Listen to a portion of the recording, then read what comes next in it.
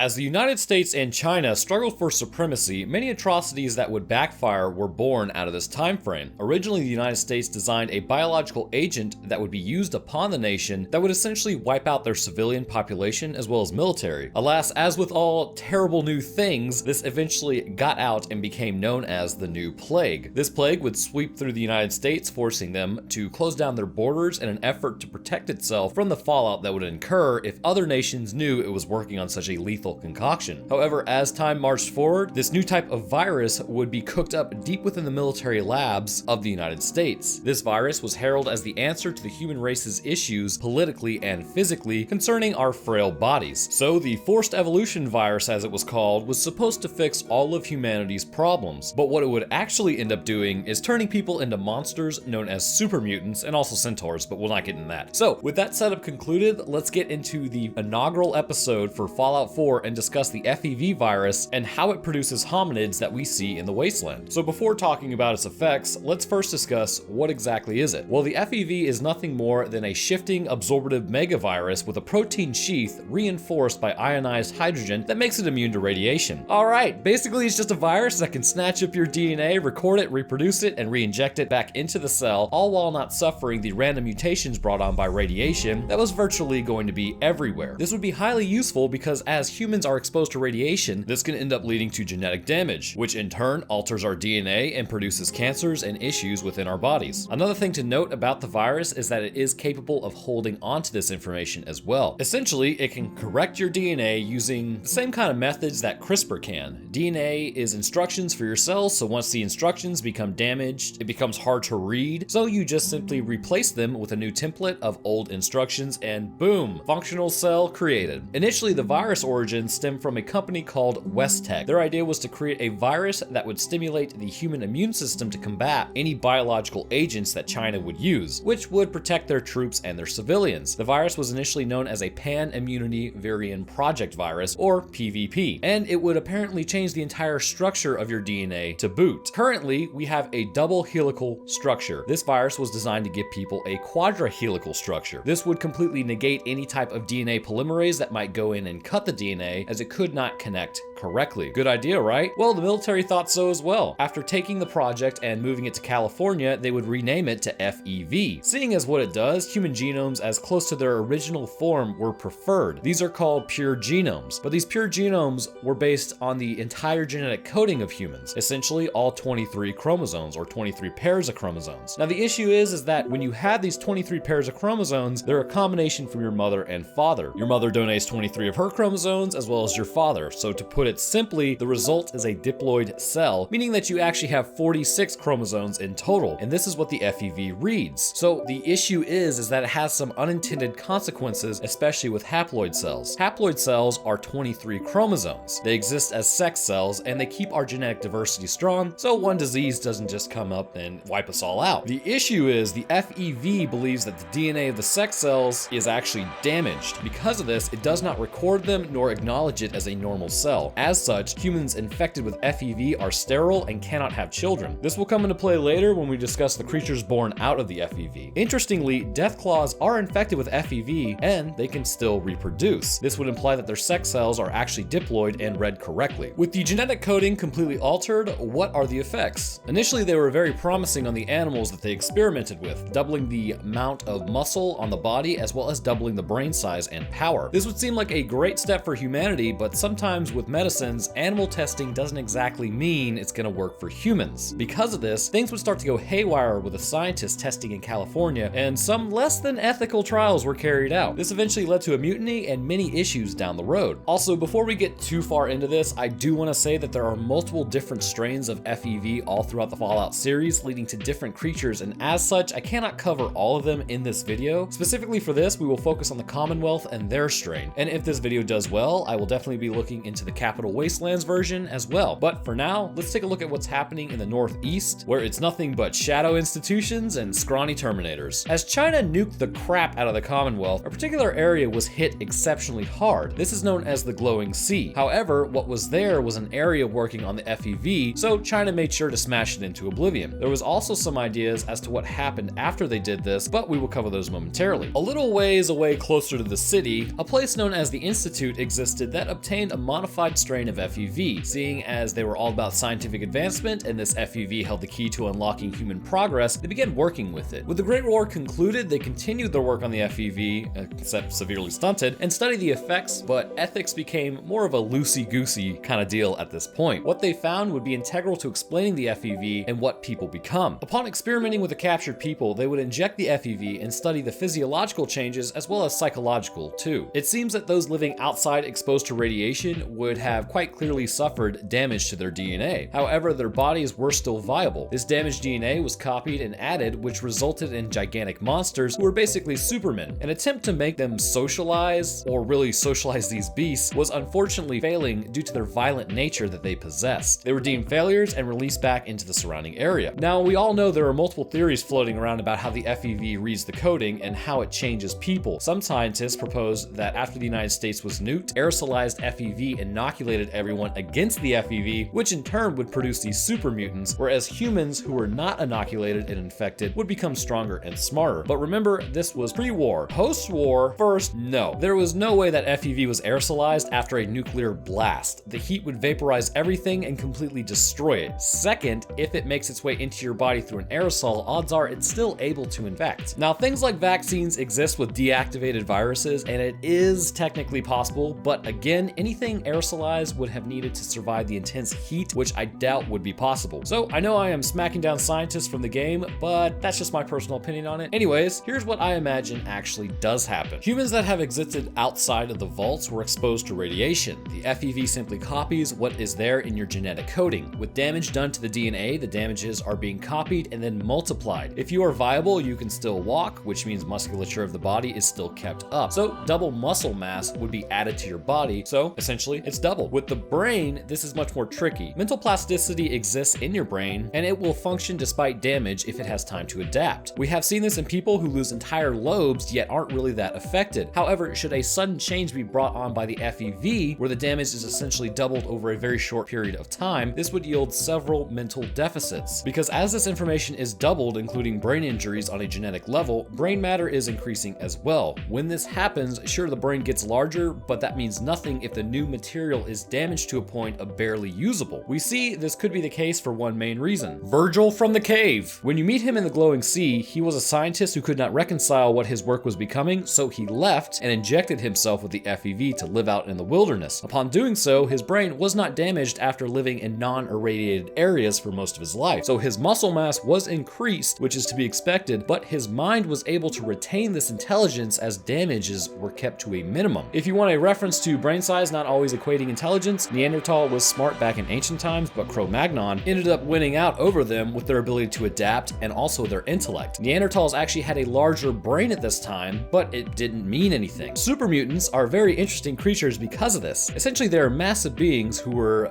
very much so once human. Upon coming into contact with the FEV, their intellect waned to that of children, but their bodies continued to grow. I believe my theory does hold water specifically because of what we see with older super mutants, but we will be getting to that momentarily. Starting with the feet, we see that super mutants are very much so hominids like you and me. Considering that they come from humans, this is not all that surprising. Their feet are much larger than, say, ours because of the muscle and brain growth, so how would you support it? Exactly, bone growth. They are still in a plantigrade structure, which means they walk on the heels and balls of their feet. The legs are much longer, resulting in taller stature, but muscle has also been increased on these legs to support their size increase. The pelvic region is, thank God, covered up, but interestingly, why is it? Did you know that super mutants are like Ken dolls down there? Maybe that would explain their aggression. I'd be aggressive too. Moving up to the abdomen, we see that the abdominal muscle has been packed on as well, and is also being sported on the lower back. Super mutants are prone to using hand weapons for melee, so using core is quite important. The chest is larger, but overall not really too much bigger, and is in proportion to the rest of the body. Then we come to the shoulders. My boy has been lifting. The shoulder joints are massive and powerful, and will eventually overtake almost the entire upper body. The arms have gotten larger, which is also to be expected, and the forearms and hands have been increased as well. All of this is important to swinging around a weapon and taking out the smaller, more frail humans. The head is proportional with all the features in the correct place, but something to note is that they are completely hairless. This hair would have been expected to make them almost like a wolfman considering everything doubled, but in fact it apparently has had the opposite effect. And finally, the entire body is green. Somewhere, somehow, the FEV seems to affect melanin production. It is never specifically stated for any particular reason, but because some of the mutants we see are yellows, greens, and grays, this definitely has to do with variation in the FEV virus that a person is infected with. One of the things about super mutants is they seem to get more dangerous with age. The more human-looking super mutants appear to have recently turned, while older versions look nothing like their former selves. This change would be indicated that it's happening from old age. The FEV has a profound impact on them throughout their entire lives. A super mutant has increased resistance to radiation, an increased lifespan, and an increased size. As they get older, they also appear to have indeterminate growth based on how long they're able to stay alive. A typical super mutant may be somewhere along the lines of 8 feet or 2.4 meters tall, which still towers over the common man. However, as they get older, muscle mass continues to increase, as well as bone size, bone length, skull size, and really anything relating to the body. This is important as it essentially is diluting humanity even more. Those smart enough to stay alive will not retain that intelligence. Body size increase is directly related to an inverse rate of intelligence. The largest super mutants, known as Behemoths, can get to a size of 14 to 20 feet tall, or 4.2 to 6.1 meters tall. Their head changes during this time, as well as their brains increase in size. These particular mutants resort to nothing but roars and yells. Any form of intellect beyond just animal status has been lost, it appears. Super mutants and the FEV virus go hand in hand. I personally believe that damage to the genome results in super mutants who retain their intellect of a child, and as they grow in age, these damages compound upon themselves to create a being who is more beast than previous human. However, those not exposed to dangerous levels of radiation, whose genomes are still considered to be pure, may become stronger and larger but retain their intelligence. Liken it to building a castle on a pillar of sand rather than concrete. Sand will result in the building falling over and crumbling with time. Concrete will allow you to build off a solid foundation and become stronger and more intellectual over time. So I want to thank you guys for watching. I hope everyone enjoyed. If you did, please let me know. Fallout is so lore heavy. I hope I covered everything correctly. Anyhow, if you did enjoy, leaving a like helps get the video out there, and subbing is a great way to keep up with the channel. I'll drop my Twitter, Discord, merch, and Patreon links in the description if anybody is interested in that. And I would like to thank my patrons: It's Not a Spoon, Joseph Givens, The Lone Titan, and Freedom Units 44. Thank you guys, and to everyone else, I really do appreciate it. Anyhow, thanks for watching, guys, and I will see y'all in the next one.